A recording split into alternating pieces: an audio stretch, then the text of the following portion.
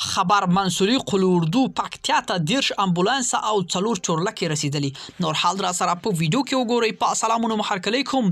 د 203 منصوري قلوردو چارواکو ویلي چې د پکتیا زلزلې ځپلو سیمو ته 10 امبولانس او 4 چورلکې رسیدلی او 3 نور چورلکې هم روانې دي.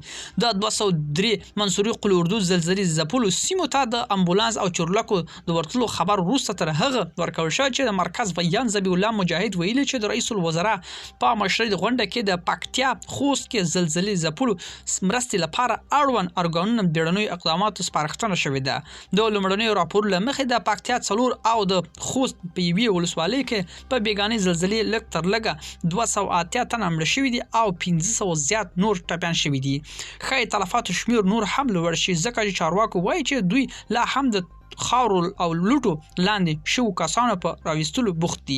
ملګرو دا وخت زموږ چمتو شوی ویډیو که تاسو دې ویډیو په اړه کوم نظر پیشنهاد لرئ موږ سره په کومنټونو کې شریک کړئ او د لا ښکلو ویډیوګانو لپاره له موږ سره پاتې شئ. تر بیا ښې چارې.